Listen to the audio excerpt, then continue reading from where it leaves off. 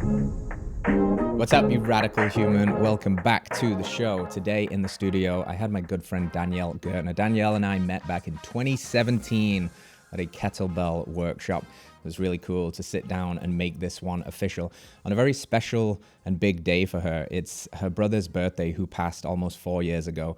And we talk about loss and grief and love and life and healing through all of it. Danielle's mantra is owning your shit. So we talk about what that really means, how to be a leader. She leads Warrior Women of Austin and is the professional MC for Hyrox Racing here in the United States. So it's a really fun, really human and honest conversation about all of life's lifing, the highs and the lows and everything in between. Super fun, super awesome, humble and honest, radical person. You're going to love it. Let's get into it with Danielle Gertner.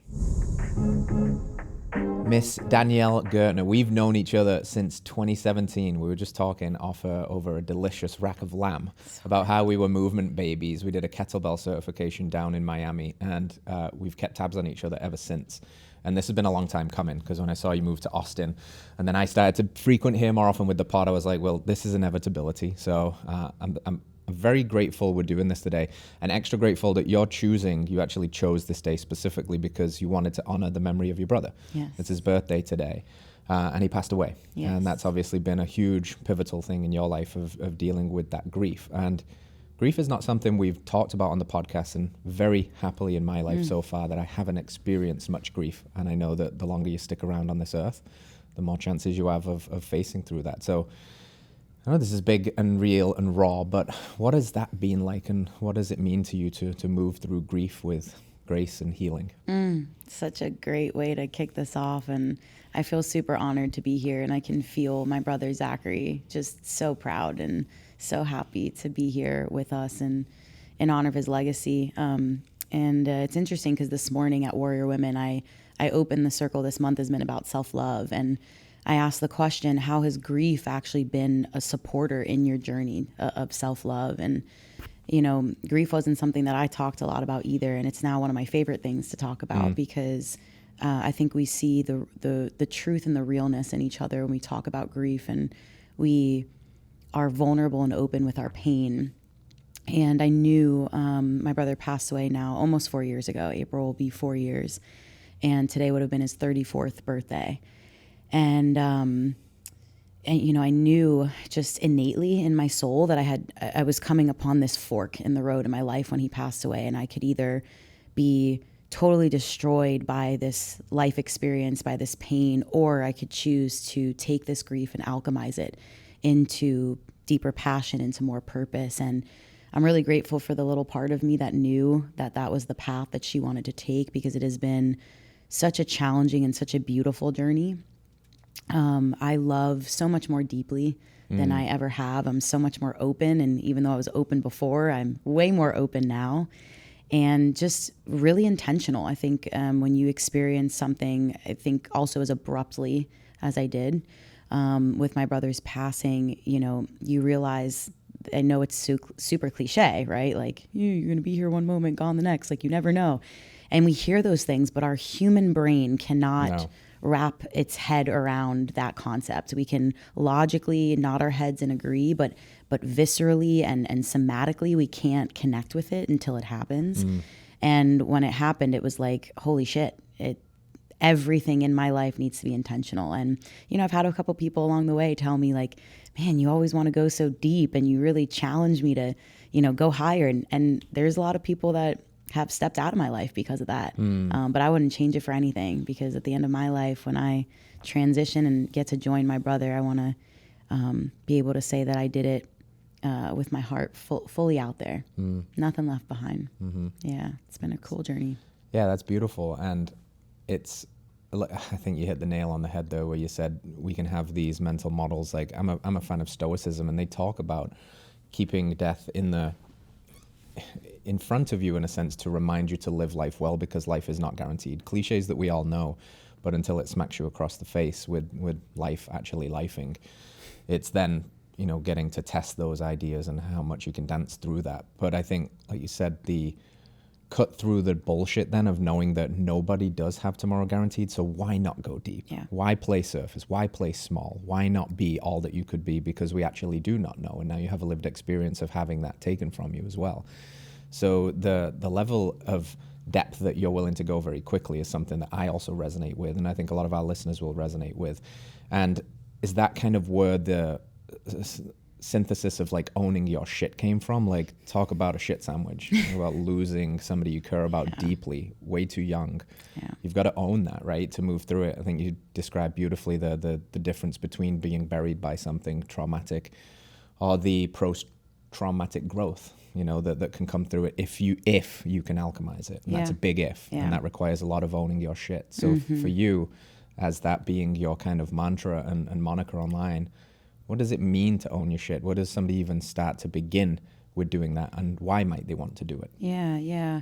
Well, we'll start with the definition. My definition, of course. Everybody has their own definition, their own experience of it. But to me, owning your shit is taking radical responsibility over your life. And, you know, no matter where you've come from and how you were raised, and we all have our own shit. And I know that everybody's life experiences are different, but we have, again, that fork in the road. And I think we come to those forks at very pivotal moments. And there's two choices. Do I play the victim of, well, my dad was angry, so I'm going to continue being angry, or my mom was this way, or this is the life that I grew up with, or am I going to take responsibility?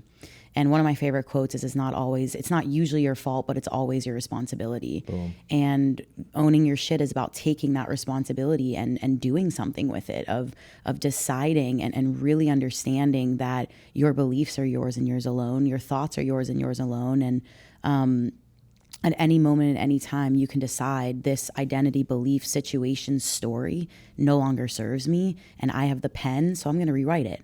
I'm going to pick up that pen and I'm going to continue to edit my story. I'm going to decide what happens next. I'm the main character. So I'm going to go ahead and write that. And you know why you do it? Because it's the best journey there is, to feel fully in control of your life's experience. That doesn't mean that I'm in control of the red lights that I hit or the shit that happens to me or my brother passing away, but I sure am in control of how I experience my life and how I move through my life. And you know, again, we're talking to a bunch of people who I'm assuming really care about their health and wellness and probably go to at least a little bit of extremes to take care of themselves, you know, but at the end of the day, and if you're not living that fuck yes life and something that, a journey that really excites you, what are we really doing it for? And so there's the why, you know, why own my shit, so that we can get out of that victim mentality and the chains really that so many people are tied down with because of an old story or a situation or a past belief, identity, you name it. And to release yourself, because that's the key, right? In ownership, you can't own my life for me. You can try, and there's a lot of people in the world that try to own my life and to own your life for you and to tell you what to do. But that's the big secret in the aha, is nobody is going to do that for you. And when you have that level of power, with that power comes, yes, responsibility, but also this unparalleled, unwavering level of confidence that no matter what the world tries to take from me or maybe does take from me, they can't take this. Yeah. They can't take this. The last piece you asked was, how do I start doing it? You're like, we have an hour. I'm like, okay, we'll shorten these up. But how do you start with the ownership? Well, I would start by asking yourself, where in your life are you giving your power away? Where do you feel like you are reliant on the opinions of others, the validation of others? Where are you stuck in stories that maybe aren't yours? Because I guarantee you about 90% of them are not yours. And where would you like to see your life go? And what currently within your own reach is holding you back from that? I love that you use the frame of writing the story of your life, or the rest of the story of your life, like being the protagonist to your own hero's journey, like pen in hand. You can't change what was written on the pages so far. You can change your perception of them, but you are in control of the story you get to write every single day. What has always struck me about you is you won't let people get away with playing small. Like, you'll call them on it. Like, because people will have this tendency to denounce their own power to reclaim something like that. That sounds great. I would love that, but that's for Danielle, or that's for Steve. That's not for me. I can't do this because of stories. And it seems like you like to take a wrecking ball and challenge people to just smash those open through various modalities. You just mentioned some of them, questioning stories and things like that. And you mentioned warrior women. I think, bringing that into the phrase, like, what does it mean to be a warrior woman? And what is the warrior ethos around smashing through limiting beliefs? How do we do it? How do you do it in groups? How do you continue to just not let people play small? Yeah, that's a beautiful question. And one thing I want to mention, I do love to call people up, and I like to say that. I'm not calling people out, I'm calling people up. And there's a very big energy difference in that. And I think that's one of the reasons, one, I've been successful in calling myself up and making changes in my own life, and why I've been successful in my coaching programs and in Warrior Women and in community, because there's an intentionality difference between calling somebody out versus calling somebody up. When I'm calling somebody up, it's from a place of love. It's from a place of genuine, deep-rooted belief in that other person. Versus calling somebody out, there might be some, malicious intentions there to make them feel small, or to create shame. If you call yourself out, oftentimes there's a shame story, there's a judgment story that's tied to whatever it is that you're calling yourself out about. And when we come from that place of love and curiosity, that's where we can start to really transcend and alchemize, right? It's like the secret ingredient that's missing from so many people's healing journeys. They're blinded by this judgment and the shame that they shouldn't be where they are. They're wrong for being where they are. And if we could I call them the curiosity glasses. The girls in my program, we do something really stupid. There you go. We put them up. It's really funny. And that lens of curiosity makes all the difference. And so in terms of warrior women and kind of my lens on what does it mean to be this modern day warrior woman, it is a woman who is, you're going to laugh because we both love kettlebells. And I use this metaphor a lot, that kettlebells are a metaphor of life, because you have to be both grounded and rigid and fluid and flexible to swing a kettlebell and to do kettlebell flow, right? I'm not swinging a, 80-pound kettlebell if my feet aren't rooted, if I'm not rooted in my values and have confidence in my knowing. But if I'm gripping that shit too tight, it's not going anywhere, right? And to me, a modern day, a warrior woman is a woman who is both grounded in who she is and in her values, yet she is open to the world. She is open to new experiences, to conversations, to learning and expanding and challenging those worldviews. She's not closed to the world and what she can learn just because she knows who she is. And the way that we've done that in community is, number one, celebrating radical self-expression. That's Warrior Women's number one core value, is radical self-expression, allowing women to be exactly who they are and celebrating that fact, getting to know why they are the way they are, having that lens of curiosity over judgment. And through that celebration, I've seen, so many incredible women just really fully step into this warrior essence and make some really big waves, and in not just Austin, but in the world. And I think the more, again, we can find that discernment of where do I need to be grounded and rooted, and where can I be more fluid and flexible and open, the yin and the yang, right? Yeah. The masculine and the feminine. And it's such a beautiful balance to have. And it is through that I have found the ability to own my shit so deeply and to lead this, as this summit comes up on Saturday, to lead the warrior way. Mm-hmm. Yeah, it's so cool. This radical self-expression piece, like that to me is something all of our souls want, like, because it's freeing, right? Yep. It's so freeing to radically show up honestly, unapologetically, do whatever that is, whether it's wiggling through Wednesdays or anything else. But people have a lot of fear. Sure. A lot of fear, right, of being seen, of putting that part of themselves into the world. So I'm sure fear is something you face not only on your own journey and have faced on your own journey, but have to help other people through. What do you do with fear? You befriend it. And I know that sounds a little funny, but fear is just another beautiful aspect of yourself that wants to be seen, heard, loved, and understood. just like your inner child, just like your ego, just like your inner critic. Every single part of you, I love to say they all have wisdom. There is all wisdom behind every single one of those parts. And what I've learned about my fear is just sit her down, get to know her, get to understand what is it that she's afraid of, and to hold her through that, to support her through that. And when I work with people around fear, oftentimes the fears that we have in our own minds, we create these stories that are much larger, much grander than what's actually in front of us, because we want to stay safe. And that's a lot of times why the fear exists, is because we want to create safety and familiarity. That's what we're designed to do at a very fundamental level. And I think people forget that, because we walk around with these, we got fancy technology and AI and blah, blah, blah. But at the root of who we are primal beings, and our one goal is survival and procreation, but survival.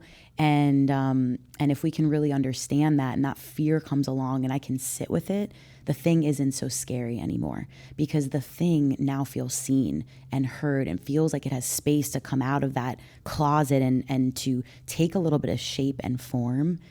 And it's I think one of the most powerful teachers we have is our fear.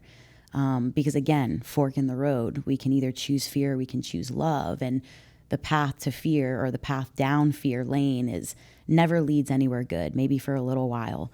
But at the end of the day, if we're allowing fear to guide our decisions and to be the driver of our lives, it's kind of hard to look at yourself in the mirror at the end of every day, because your soul knows that there's a disconnection. We come into the world through the lens of love, loving awareness, as Ram Dass used to say, loving awareness.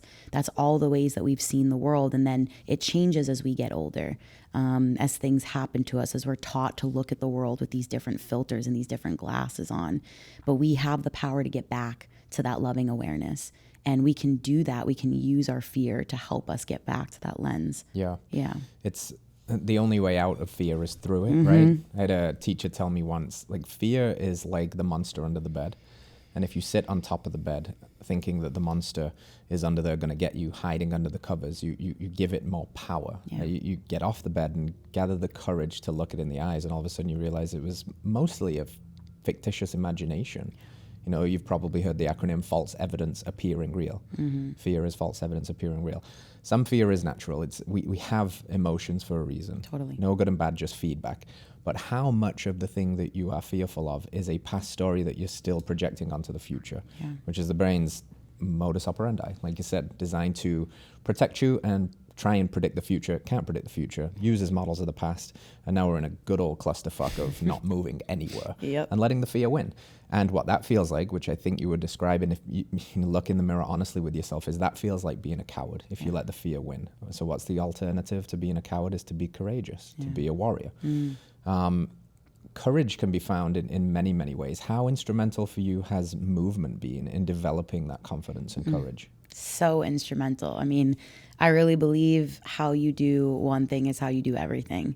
That is a quote that has guided a lot of my life. How I make my bed in the morning is how my day is going to be. And movement is that, drop in the ocean of my life that has these ripple effects. When I show up for myself in the gym, we build habits the same way. People think that going to the gym or building the habit of going to the gym is a different habit than, reading every day or stopping biting your nails. But if you break it down, James Clear fanatic here, but if you break it down to the atomic habit, what we're actually practicing is the habit of showing up for ourselves, the habit of honoring the commitments we make to ourselves. And, that the movement piece has allowed me, once that became a lifestyle, it's no longer something I think about like, oh, I have to go to the gym today. It's like, no, it's just part of my routine. It's part of what I do and part of who I am. And I've met myself so deeply in the gym. And, I lift heavy weights because it allows me to carry heavy weight in the world. And I put myself under stress in the gym because it allows me to handle pressure out in the world. And also too, like we were talking about the kettlebell. When I flow with a kettlebell, people look like, oh, cool, she can do these flippy things and around the leg and blah, blah, blah, blah, blah. But to me, I am moving with a kettlebell the same way that I'm choosing to move in life. Yeah. My feet are grounded. I move with confidence, yet my heart is open. My hands are fluid. I'm allowing the weight of the kettlebell, like I am the weight of the world, to move me and for me to move with it. And we're doing a dance together.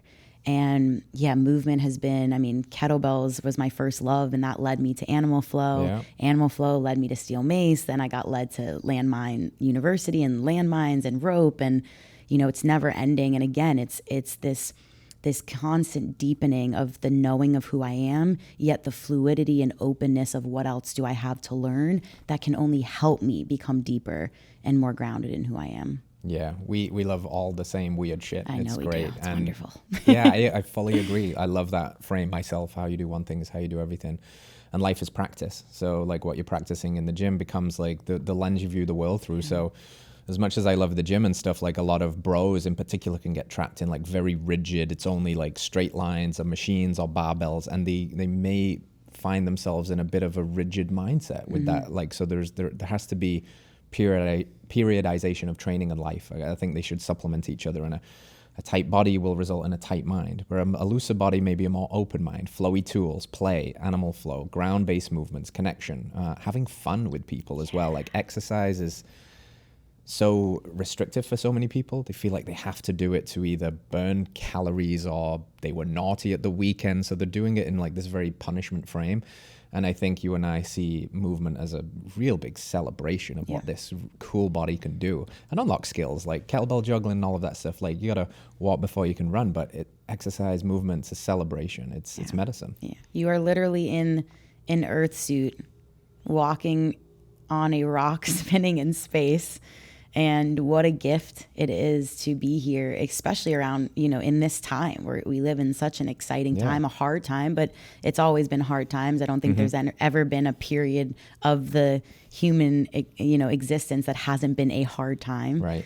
And to really, again, we're talking a lot I hear this reoccurring theme that you and I are kind of throwing back and forth without saying it, but it's this switching of the lens. It's taking off the glasses that are fogging your view. If you wore contacts, you know, a certain type of I don't wear glasses, so I'm going to fuck this up. But, you know, if you had shitty vision, you know, maybe your vision changed. And can you allow your vision to change? Can you, you know, I can imagine if you wore glasses your whole life and then all of a sudden the doctor's like, hey, you don't need those glasses anymore. You're a little attached to those glasses. You're like, man, I kind of look weird without them, or I don't recognize myself. That process is really normal. But allowing yourself to, you know, when you try on clothes for the first time, it doesn't fit usually perfectly. You have to kind of mold yourself in them. I like think about the Vivo barefoot shoes. Like I got to get my feet got to imprint in them a little bit. And movement's the same way. Just allowing yourself to explore and have fun and enjoy the process of gaining new skills, building new strength, but most importantly, connecting to yourself in new ways. We're meant to move in all types of crazy cool ways. This perspective shifting thing is an ultimate life hack as far as I can see it. You know, there's a lot of cliches, I guess. You know, we don't see the world as it is, but as we are. If you want to change what you see, change who sees it, right? So like this idea of like, okay, maybe I'm looking at the world through these lenses right now. What if I could try in a different lens? Perspective shifting is everything. It's the ability to actually be the first ingredient to moving out of victim consciousness, right? Like what if I to me versus for me kind of framing. Oh, this happened to me and this is awful. Those things might stand. They might be really hard. They might have happened to you. It might really suck.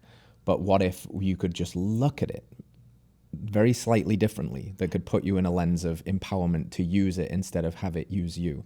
So has that always been something you had? Usually people have to have something like break the glasses.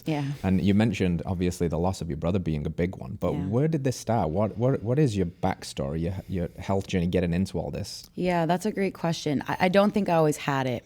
And I have one thought and then I'll go back to, you know, where I was, but, or to what you just asked, but something that came to me as you were saying that is, we're all here just trying to expand our capacity to hold our shit. And what you said, the for me versus to me mentality, you can hold both. You can both hold the grief and the love, the sadness and the joy, and everything in between. And movement, just to wrap that up, movement has been an opportunity to practice expanding my capacity for what I can hold. And the journey of how I've gotten here, no, I haven't always been this way. I was the more rigid, I see what's in front of me, things happen to me, that victim mentality for a long time. And, I was such an overachiever from a really young age. I think I was running for like class president when I was in kindergarten. My mom used to make me write on fucking pencils and bracelets, do not remove until Danielle Gertner is president. I love you, Mom. I'm a little crazy because of you, but it's fine. Nice.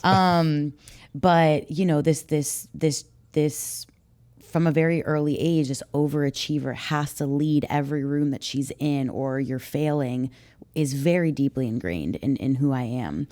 And where this really started to shift was when I was in college. I went to the University of Florida, and from the outside looking in, like the stellar student, super involved in every organization, Hall of Fame, nominee, all the fancy things. And I was miserable. I was absolutely miserable. I would come home every day and like peel off these metaphorical masks and just be so exhausted and just disgusted with myself, to the point where I couldn't look at myself in the mirror because I was so disconnected from who I actually was and what I actually wanted, because I was on this conveyor belt and I was chasing somebody else's definition of happiness and success and fulfillment that was fed to me from a very young age, like so many of us. And here I was at the University of Florida. I was a senior at the time and I was about to graduate. I had 2 really great full-time job offers. And I remember sitting in my mentor's office and not knowing what to do. And I had started my Gator Grind boot camp at the time at UF, which is what pushed me into entrepreneurship. That's how why I started my business. And I was like, I don't know what to do. I have this Amazon full-time job offer, amazing. I have this full-time job offer from the YMCA. And she asked me such a simple question of, well, how do you define success? And I couldn't fucking answer her. I couldn't answer her. I did not know what my definition of success was. Or as I started to regurgitate this definition, it wasn't mine. Yeah. It felt super inauthentic. And my first initial reaction was I got very angry with myself. I got very angry with my parents. I got very angry with the world of, I've done every fucking thing you told me to do. I am a straight A student. I've got look at my resume and I've climbed this ladder and look at all my leadership roles. Why am I not happy? Why am I not fulfilled? Isn't this what you told me I should be doing? And once the anger subsided and I moved through that, again, here was the fork in the road. Be the victim or take responsibility. You can continue being angry and just keep climbing the ladder and pleasing other people and, being addicted to the external validation, or you can do something about it. You can ask yourself hard questions. You can look at yourself in the mirror and figure out what is actually aligned with you and what is not. I don't think I had quite that language for it back then. But this is where the expanding of the capacity started. It is not usually your fault, but it is always your responsibility. And if you want to change your life, you have to start with the person looking back at you in the mirror. There's a poem that I really love called The Man in the Glass. And I'll just share a little bit of it with you if you don't mind. Oh, please. And it goes, if you get what you want in your struggle for self and the world makes you king or queen for a day, go to the mirror and look at yourself and see what that version of you has to say. For it isn't your mother or brother or wife whose judgment upon you must pass. The one whose verdict counts most in your life is the one staring back from the glass. He's the fellow to please, never mind all the rest, for he's with you clear until the end, and you've passed your most difficult and dangerous task if the person in the glass is your friend. Wow, that's so good. There's more, but I'll stop there. That's good. Yeah, and I remember reading that and being like, well, the person in the glass right now isn't my friend. I feel disconnected, disgusted, and just not proud. And I don't want to feel that way. And so anyway, very long answer to your question, but that's what started the unfolding of, okay, I need to learn how to hold all of my shit, the good, the bad, the ugly, everything in between. Stop looking to the world around me to hold it, because that's what I was doing. I was in a relationship for about 7 years with a really great guy. And I just looked at him, I'll hold my shit, hold my shit, hold my shit. And then I'd get mad when he couldn't hold my shit. But I wasn't actually mad at him, I was mad at me because I couldn't hold my shit. And it's been quite the journey. It's been such a beautiful journey. Yeah, that was a very beautiful answer. Thank you. Necessarily long and Long. very, very, very insightful. Isn't it interesting how just one seemingly simple question like that can throw us into a complete existential crisis? Like, what is success to you? Because like you said, you probably started regurgitating what society tells us success is. Like, oh, I don't know, like a certain salary, and then wait a minute, you're like, oh, wait a minute, I don't know. Financial security was a big one. Yeah, what a Here I am 8 years into entrepreneurship. Let me tell y'all folks, there's no financial security. No, don't get into this world if financial security is what you're looking for. It's fun though. Yeah. Shit. But you don't want security. No. Security is like playing it safe. You can have that if you want it, but do you really want it? Well, you want to know what I have? I do have security. It's not financial security, but it's security in sense of self. Yeah, bingo. It is security in my confidence. It is security in the fact that my life is full of joy and adventure and challenge. And I am really fucking secure in that. So how might you answer that question now if I was this little, job interviewer that says, well, Danielle, how would you define what success is? Oh, I'm so glad you're asking me this.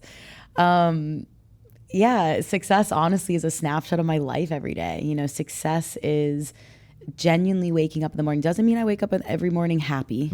That I don't want that to be confused, because I think that that's a facade. But I wake up every morning with just this beautiful sense of groundedness and contentment in who I am. And this knowing that I've got me, no matter what comes my way that day, no matter what lifey shit happens, I can hold it and I can move through it. And I can not just move through it, but I will wiggle my way through it. And I will do it with grace most of the time. I will do it with a smile on my face. I will do it with laughter and humor and love. And honestly, that is success to me. Success is that I feel good in my own skin. I have people around me who really love me. I get to do really cool things in life with cool people. And when I lay my head down every night to go to sleep, there is a smile on my face and there's love in my heart. Yeah. You can't put a dollar amount on that, right? That feels to me like, just a sense of peace, that if those things are the things you can honestly say, there's a peace that comes with that. Even if the external events of the moment are chaotic, there's still this grounded, like peaceful, that, all right, this is what I signed up for, and I'm happy with all of these things. So through wiggling through life, through owning your shit, it's put you in positions to do some pretty rad shit. Like, it's funny how that happens, right? One of the things I'm really interested to talk to you about is your professional MC endeavors. You bop around the United States with Hyrox, and you get people as hype as they can get to go and do this crazy endeavor. But I haven't done one yet. I'm aware that Hyrox is blowing. Y'all heard the yet. You heard that, right? He said yet. Yeah. We're gonna do one, fam. We're gonna do one. What do you think makes Hyrox so special? Why is it exploding? Oh, man, there's so many reasons. Obviously, this is from my lens in the start line and at the start tunnel, because I'm the start line MC and I'm so proud to be. Hyrox is, I think it's something that challenges every level of person, every type of person, whether you are a competitive athlete, like when we watch those pro racers, to your, just everyday athlete who just decides one day that wants to sign up for something. I think it's challenging everybody in some way, shape, or form, because way more than the physical challenge is the mental challenge. It is the same exact race every single time. You're never doing anything new. And the mental aspect of that, of really, it's you going against you. Like, yes, there is a clock. Yes, you want to, win your age group. But at the end of the day, it's you out there against you. And I think there's something really unique and special about that, of also having the consistency of the same workout, the same, routine every single time. You can really dial in and go after something and really face your shit of where your weak points are, of where you're struggling, of where you're not meeting yourself, where you can go deeper. I think that's one aspect. I think another aspect of it is the way that it's building community and bringing people together. In Austin alone, my first race that I ever emceed was in Austin in 2021. I think it's 2021, maybe 2022. Shit, I don't know. I've done 27 races though, because I looked at my payment history. I was curious. 27, and I think there was maybe, I don't know, like 300 to 500 people signed up for the race. That was it. My last one that I just did in Vegas, there was 10,000 people signed up for a race. And that's a small one in the States. It's nowhere near what they do, overseas. It's big, really big in Europe, right? Well, that's where it was started. Right. And, the community, I'm seeing all of these different gyms now, Hyrox affiliate gyms, having Hyrox classes. And, that sense of community. I'm not in the CrossFit world at all, but I imagine that's what it felt like when CrossFit was started, of like, you get to bring people together and we're all, going through this thing that really fucking sucks, honestly. It really fucking sucks. But we're doing it together, and we're cheering each other on, and we're celebrating each other in the process of that. It's unbelievably special. And I get such a unique look being in the start line, because I get those pre-race nerves, and the energy, and I get to really, how some people say there's like jobs that you are born to do. Yeah. I was born to do this job. I believe that.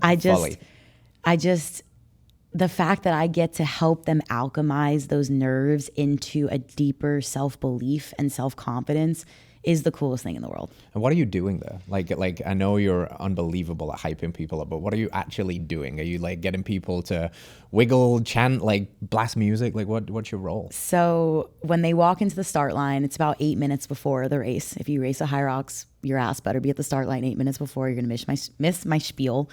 And the first thing that I wanted to do with these races, because I've seen this at Spartan, and I raced Spartan for a long time, and Tough Mudder and things like this, is it's just a clusterfuck of people all facing one direction. Nobody's connecting with each other. And I knew that we had an opportunity to connect people right at the beginning of the race. Cool. Even if I'm standing next to somebody that I'm going head to head with to win my age group, like, here's another badass human. I see the badass athlete in you. And so I have them start in a circle. And in that circle, we breathe a little bit together. Cool. We close our eyes. I'm not going to ruin my whole spiel, but you have to do a Hyrox. You'll find out. Yes, we drop in together, and I make them really like. The goal is to feel the present moment, to be in the present moment, and to experience the present and the aliveness that is running through them. Like, feel those nerves. A lot of my women specifically, I don't think I've had too many men cry in my circle yet, but a lot of the women cry because I'm like, you're here, and why are you here? Why the fuck do you sign up for something like this? Because it's gonna suck. And so it's a mixture of like really honoring this really incredible thing that you've chosen to do as a human and as an athlete, and also like look around the circle at all of the incredible athletes that you're choosing to race alongside, and this community that you're part of, because this is bigger than you. And then we hype up. Yeah. Drop them in, hype them up. There's a video that plays, and then they're on their way. That's so cool. Yeah, I'm fired up. I want to do one. That's cool. And I know, like, just the energy you bring, because I've seen you do it. I've seen you do this, and I'm curious what it feels like with Warrior Women of Texas, or other events in general too. But like, how special it is to do this just for women. Like, what's that like, to do it for groups of women, to like really have that energy that you can like pull out this, this hidden stuff of people, and have them just like roar it out and find something inside of themselves that they didn't really know was there. It is a blessing that I don't think I could ever be grateful enough for. And I wake up every day, and the first thing I do is pray. And which is a newer thing for me, prayer, after Zachary passed away. And there's no amount of gratitude, for the fact that for whatever reason I was chosen to do this work. Women specifically, and I'm sure men in their own way too, but obviously I can only speak from my lens. We're taught to show up in the world in a certain way, and to be a certain way, and to act and speak and move through the world in a certain way. And anything outside those lines is wrong or dangerous or crazy or just not normal. And to create spaces where women feel safe to, again, expand their capacity to hold all parts of themselves, to not, to really alchemize that shame into whatever you want to alchemize it into. Kind of reminds me of this quote: shame dies when stories are told in safe spaces. And I really, I love that quote, even if we're not telling stories, but shame dies when we're in safe spaces to radically express freely. And just like men, women have anger and jealousy and the desire to get rah-rah and get hype. And again, we're just taught not to do that. And to be able to create these spaces for women to access those parts of themselves and get to know them again, that shame dissipates. And when that shame dissipates, there's freedom, more freedom that comes online. It's like, again, it's like taking off, unlocking another chain that's been holding you back. And now that arm is free. And man, what now can you create with that other arm? And it's really magical. How do you facilitate an experience like that? Because I know you've got a multifaceted approach. It's not all movement, right? What are some of the core principles that you like to think of when you're either structuring these weekly events that are ongoing with the same group or a one-off event? How do you kind of like bridge the working out and the working in, let's say? It's a really great way to put that. That's a great question. Honestly, I take myself through the journey. When I try, and this has been something that has progressed over time. I used to be, again, very heady.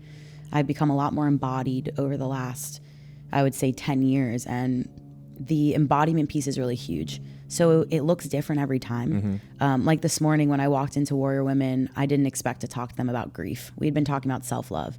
But on my way over, I was crying and just, I have a picture of my brother on my dashboard and just kind of allowing those feelings and emotions to be alive within me. And when I try to act against my authenticity, it feels so wrong. It is such a disservice to myself. It is such a disrespect to God. It is such a disservice and dishonoring to the women in front of me when I am not authentically in the raw of who I am. And, here we are, again, a community that really values getting back to the basics and being raw and consuming raw and being as back to the basics and whole as possible. How you do one thing is how you do everything. It is the same thing and how you should show up in life. And that's how I choose to facilitate. And I think because of that embodiment, there is a natural transition between the working in versus the working out. I think just a little bit more concretely, we always start with some sort of group drop-in. We always start in a circle at any of our workouts, our events. It is always the same, so that these women can look at each other and then see themselves reflected back at them. We always start sometimes with some deep breaths, but always with a question, something intentional, because we're not just there to work out. We are there to work in. Yeah. And then when we work in, and we might notice some certain aliveness, something stuck inside of us or something brewing inside of us, it is through the working out that we can pull that energy up and out into something bigger and better. Yeah, I don't know how else to answer that. It's just kind of an embodied practice. And I think I'll share one more thing that I know that I have a gift at, which is reading the room and I think to be a good MC and a good facilitator, and honestly just a better human, really being attuned to not only your energy but others people's energy is so imperative to the journey of leadership and guiding others and holding space for others. Because if I go in with a plan and I am so married to my plan that I am not focused or giving a shit about what the room is feeling, I'm not leading. Yeah. I'm not leading them. I'm leading myself. And that's just not the way that I choose to lead. Yeah, that's so good. Yeah, because if you get too wedded to the plan, for example, like you just said, it's like you can force a solution on a problem, but you just create new problems. Yep. So you'll solve the problem in your mind of like, well, no, but this is the plan. So you'll go to the plan, and the new problems you create is either that you're unhappy with yourself, or the opportunity and the gift that you were given to be in front of these people didn't land the way that it could have landed if you'd have just trusted the whisper within. I've said this a bunch on the podcast, but I think you'll feel it deeply. It was this thing that was said to me years ago that hit like a ton of bricks. Don't ignore when the body speaks for what the mind thinks. And I think we do that all the time. Yeah. We gaslight an intuitive sense, a knowing, a feeling for praying at the altar of logic or intellect or the plan is supposed to go this way. It's actually supposed to be pretty unpredictable. And the more you're able to dance with the flow of life, like walk that yin and yang line, the order, the chaos, and find balance. You've used that word a few times, which is really key skill in today's very out of balanced world. How do you become balanced? The more you can dance in the flow and deliver what was needed to be delivered, not what you thought should be delivered. And there's a big difference there. So with all of this, being in this position, being a leader, being able to read the room requires a lot of self-leadership first. To be a hype woman for others, you've got to be a bit of a hype woman for yourself. To lead others, you've got to be leading yourself. To tell people to own your shit, you've got to own your own shit. And usually what I've found as well, for people in these positions, it's a beautiful burden in many ways. It's almost like life says, or God says, okay, you want to tell people to own your shit? Well, here's a bunch of shit to own. practice what you preach. Show us. So how has life been asking you to continue to show up, asking you to continue to own your shit? That's a beautiful, beautiful question. And you're not wrong at all. You know, the practicing what you preach is really key to be a leader in integrity. And again, that's a choice you have to make. Do I want to be a leader that is in integrity? And I know that we live in a world where it's really easy to mask or put up fake integrity. And yeah, I was on a panel a couple weeks ago about growing Instagram followings and using AI. And, you know, somebody asked about the importance of growing the Instagram following. And it was like, look, if I'm meant to have, you know, 100,000 or 1 million followers in this lifetime, cool. If I'm not, cool. But at the end of the day, at least I'll know that everything that I put out was within integrity and authenticity. How has life asked me to own my shit? I don't even know where to begin to answer that question. Austin, I'll speak to my journey in Austin. Austin has been I was telling you right before this, there's like days I want to get the fuck out of here, days that I absolutely love it. It's an incredible city and has been such a mirror of my shit. You know, I moved from Gainesville, Florida, where I'd say I was a pretty big fish in a small pond. Loved my time in Gainesville, but definitely for a while felt like I'd hit the ceiling and needed to leave. And then I came to Austin, which is like the fucking ocean compared to Gainesville. And there's a ton of big fish. There's sharks in this ocean. There were no sharks in my pond in Gainesville. And it has been quite the journey of, wherever you go, there you are.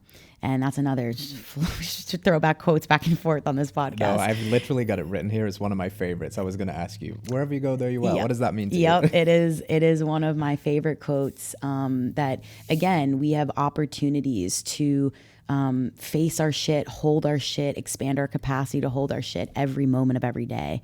And I've had so many opportunities to do that in Austin, from starting Warrior Women and being challenged of what kind of leader I want to be, getting challenged of how I was doing things and how grounded I am in my values, to going through a really gnarly breakup here in Austin that I felt like pretty public. And that was just, again, so many opportunities. And, you know, it's interesting because we ask for this, you know, us conscious, heart-centered, health-centered humans, we ask for this. And I was actually on, I was listening to a sibling grief panel. I'm in a group on sibling grief, and something that one of the speakers shared that really resonated with me. She was like, you know, sometimes I carry this guilt that I was the cause of my sister's death, because I have asked God so many times to put me in situations where I can become the highest version of myself. And it makes me feel bad to say this, but I am the highest version of myself because this is the woman saying it, because my sister passed away. And I feel very, very similarly about my brother's passing. If I could change that, of course I would.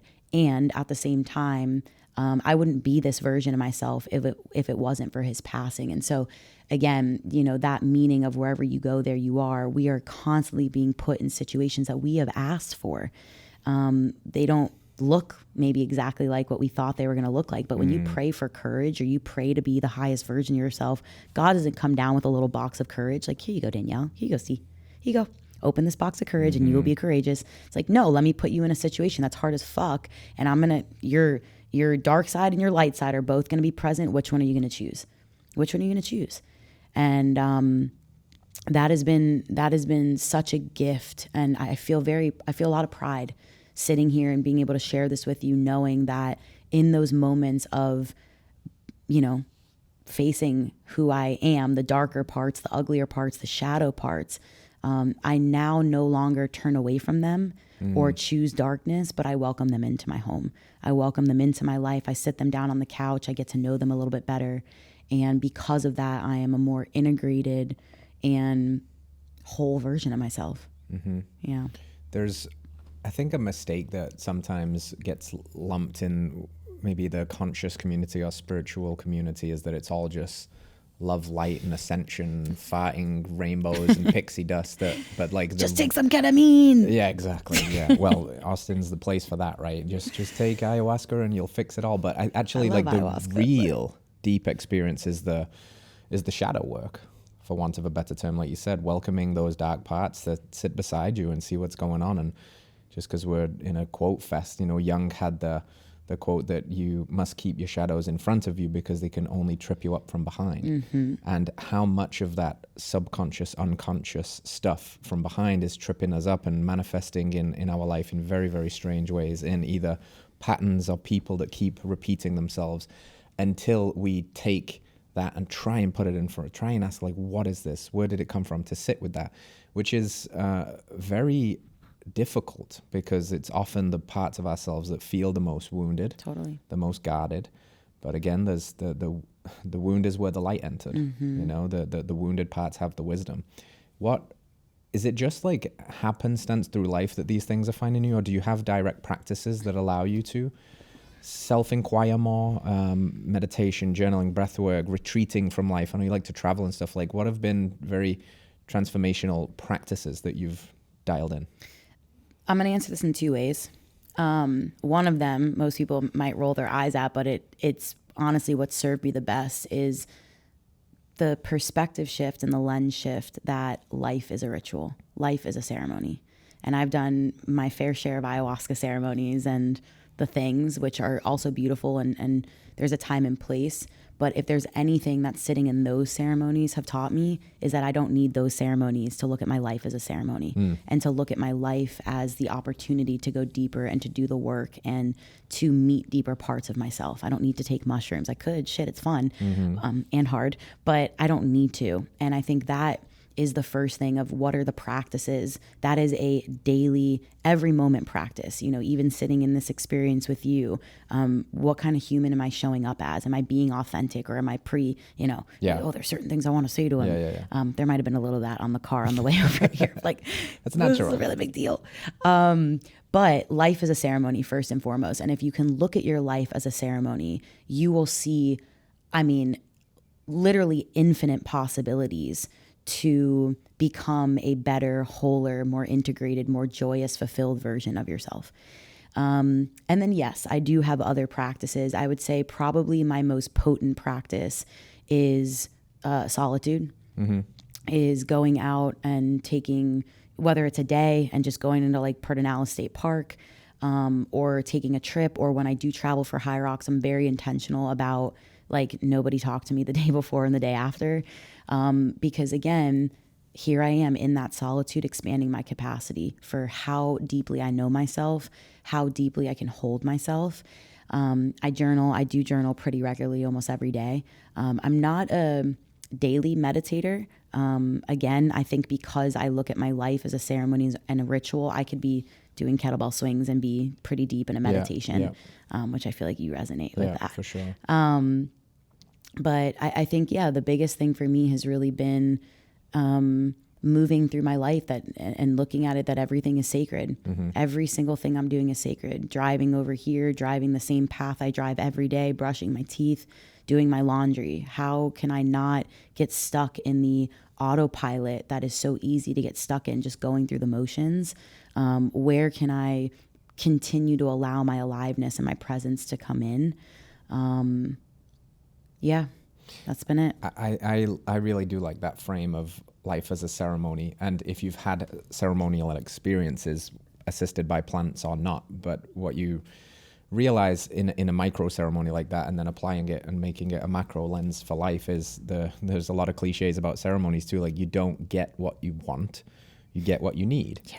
And if you go into a ceremony like, oh, I'm gonna, I don't know, whatever, receive this divine download about X, Y, and Z, and then the ceremony's trying to go all the way over here, which is really what you need, and you cling on too tightly. Yep. That's what somebody might call a bad trip or Yep. a difficult experience.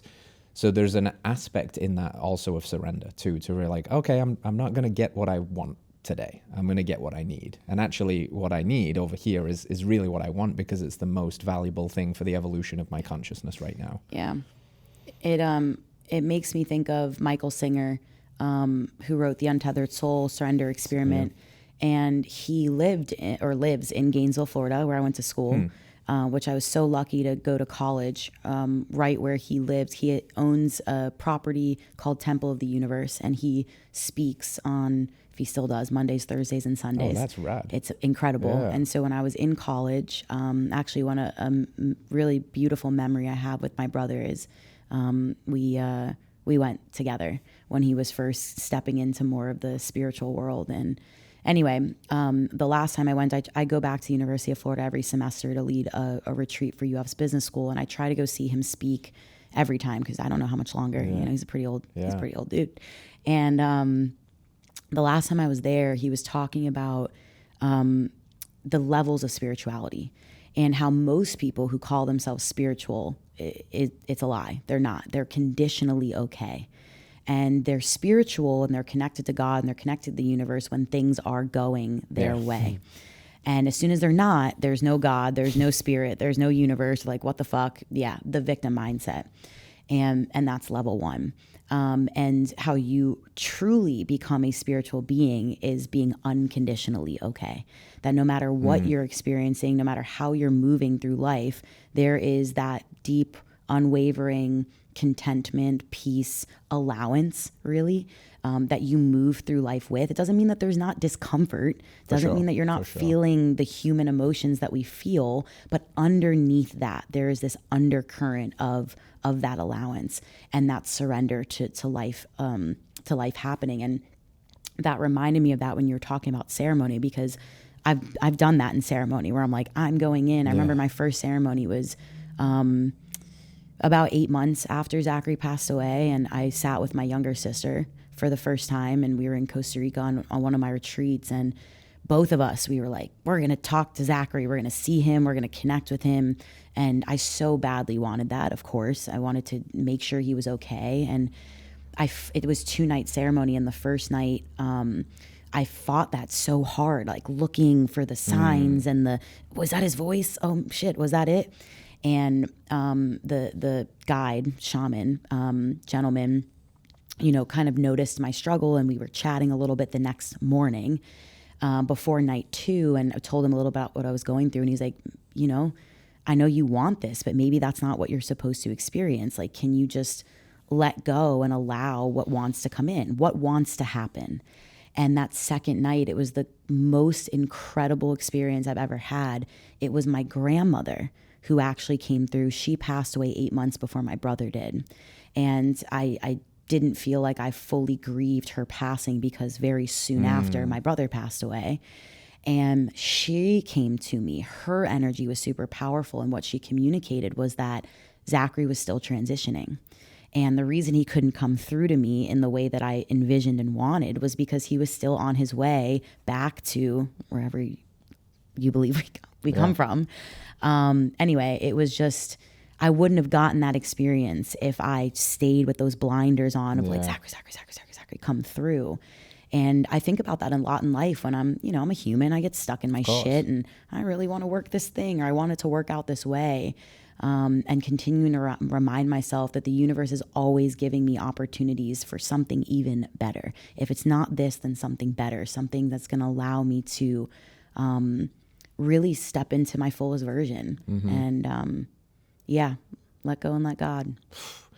Easier said than done, but the ultimate surrender experiment, the ultimate cheat code, if you will. You know, like when you were saying that about Zachary in the ceremony, another quote came to mind, which is life will withhold what you want until you no longer need it. And it's the ability to let go of the neediness, right? And then, you know, everything, you know, what you seek is seeking you kind of philosophy. Unconditionally okay. Yeah. So I think a lot of people operate in this world either fundamentally in the energy of acceptance or resistance. And most people reside in resistance. They're arguing with every micro moment of life. The fact that the barista got their order wrong, the fact that the traffic is longer than it should, they start shutting all over themselves, shutting all over the situation. It's messy business. This should be this way. He shouldn't have done that. God shouldn't have done that. Yeah. And rightfully so in some ways, because life sucks sometimes. It's hard. Yeah. It's sucky and things aren't going your way, and you want to victimize yourself. You want to say it's his fault or her fault because it feels good. Yeah. But it's a complete loss of power. And it's fundamentally arguing with reality. And if you argue with reality, you lose every time. Yeah. I know you've got a little competitor in there too. You don't like to lose, right? You want to win at life. Yeah. And it's so funny that the winning happens in the surrender, the letting go, the accepting, oh, this sucks. And it's directly the exact thing that is necessary, right on time, perfect in its imperfectness. Yeah, it's such a beautiful dance, and I think reminder for my inner competitor and my inner kind of type A of what exactly are you competing against? What are you competing against? Because we're all heading to the same place. You know, we all share one consistent ending. Every single one of us, wherever you come from, wherever you've been through, that is the one thing that we share most deeply in common. And it is a beautiful reminder. What are we doing it for? Yeah. And, you know, on journeys like this, quests like this, like understanding ourselves deeper, we need the right people. We need mentors, teachers, Bucks, Michael Singers of the world. We need to listen to podcasts that awake these ideas in us. We need people too, like real community, like going on retreats, leading warrior women, all of that stuff. One of the things that's very apparent about you is you're a connector, it seems like. The crew from over here were on it the other day with the Meet the Mirror event, and they were like, it was great because Bates knew everyone in there, Danielle knew everyone in there, they're so well connected. And I think there's so much value in that, like connecting yourself to the right people, finding genuine, real friendships. You moved to Austin 5 years ago, like you said, little pond, big fish, massive ocean, sharks swimming around everywhere. What are some tips you have for people to just foster better connections, more honest friendships? Like, how do you become a person that has a lot of connections and a lot of cool people around you? What do you do? Well, you know, we've talked about this already before, but it is a direct reflection of the connection I have to myself.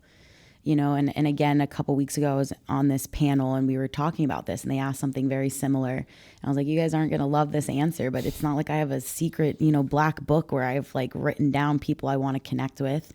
I did that when I first got here, actually. I was like, I'm going to be BFFs with Aubrey Marcus. Aubrey Marcus, I'm still waiting to be BFFs with you.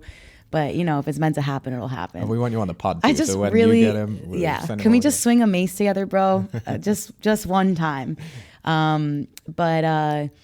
You know, it has, you know, because I think what stops people, I think this is important to talk about, what stops people from that genuine connection, what stops them from putting themselves out there is because there's a part of themselves that they're not willing to look at, face, or hold.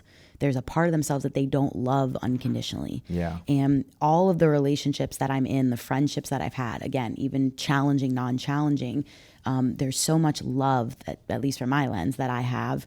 And when I step into a room where I know nobody, the confidence that I have comes from the unconditional love that I have for myself. And again, when I can show up in the world that way, there's no longer a fear of that person judging me because I've already felt the judgment I have towards myself for that thing. And I've sat with that judgment and I've held that judgment and I know that judgment very well. So if Steve's going to judge me for that thing, that's Steve's shit, not mine. Yeah. I've already handled mine. Thank you very much. Yeah. And I think that's what people struggle with is they move through the world with shit that they don't want to look at and hold, that they don't unconditionally love about themselves, but then we expect the world to. How is the world going to love you unconditionally if you don't love yourself unconditionally? Because if you're going to show up in the world blocked, the world can't love you unconditionally because they can't get to all parts of you. So it's a really interesting dance. And yeah, I know that's probably not the answer a lot of people want to hear. You want the fast tips and tricks, but start with that love for yourself and you'll see that showing up in the people around you. And even if that doesn't equate to more friendships, what will equate to is discernment. And I think discernment is a really undervalued and really not talked about enough of discerning who and what is meant for you and what is not. And my time in Austin has really helps me practice that discernment because there's a lot of really cool people here. There's a lot of really awesome people doing awesome things. And then there's also some really not so awesome people still doing some awesome things. But from the outside looking in, they look very awesome. Yeah. And I'm a lover. And again, when I came here, I had a list of people that I so badly wanted to connect with. And as I got closer to those people, I started to feel some misalignment and I couldn't understand the misalignment, but they're this following and they do this thing and what the fuck? And I ignored my intuition. I ignored my body's wisdom and I maybe pursued that relationship or I pursued that friendship. And, eventually, right, the dust always settles. But you become really good at that discernment and that trust. We were talking about surrender just a second ago. You start to surrender to the knowing that, what's meant for you will never miss you. And what misses you is never meant for you. Even if you're like, man, I really wanted to do that thing. And it doesn't happen. God's got another plan. The universe has another plan and it's far bigger than what you can imagine. You only know what you know. And so leave some room in your heart for the unimaginable.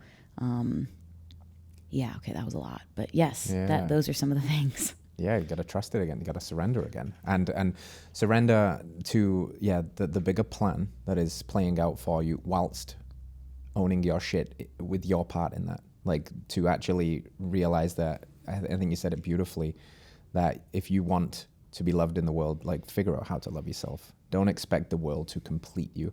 Don't expect another romantic partner. I just want this person will complete me. No, that's a dangerous game. You don't want to go into a codependent relationship romantically or business or friendship wise with somebody who you think is going to complete you. You can't attract something very aligned from that place, I think. So there's a lot of wisdom in that, which is continue to own your shit, which is a really cool way to start bringing this one into land. We start with owning our shit. We finish with owning our shit. We'll continue to own our shit. I hope that everybody listening to this is the kind of person that is on their own journey of owning their shit. Where can we send people to keep up with what you're doing and get involved with what you're doing, and any closing words of wisdom that you might have for anybody? Well, Instagram's always a fun, easy tool. I also have a really fantastic email list. I'll just say, if you want to join, DanielleGertner.com. And I send a Wiggle Wednesday email every Wednesday that I just care a lot about. And your newsletter has been a big inspiration for just being consistent and showing my heart to the world. I love your newsletter. I've always loved your newsletter too. So just a plug there. Race a Hyrox. You'll see me there. If you're in Austin, come to one of my events, come to Warrior Women.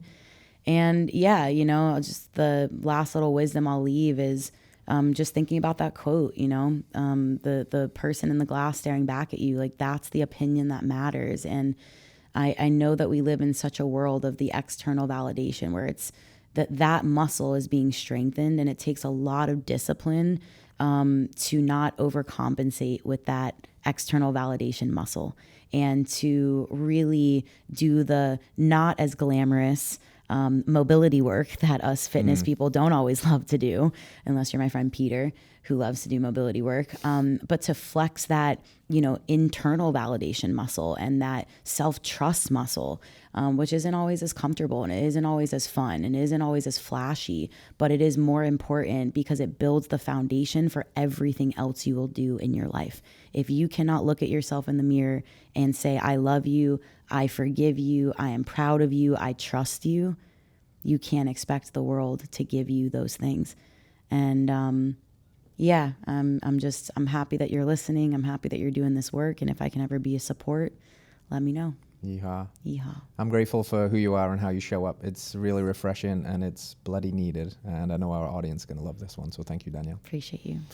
You lot, stay radical, stay real, own your shit, and we'll see you next week. Peace. All right, friends, thanks for tuning in to another episode of Radical Health Radio. We got a fresh new podcast for you every Wednesday. If you enjoyed the show, consider liking, subscribing, reviewing, and rating us on your podcast platform. It helps to spread this message of radical health. We'll see you next week.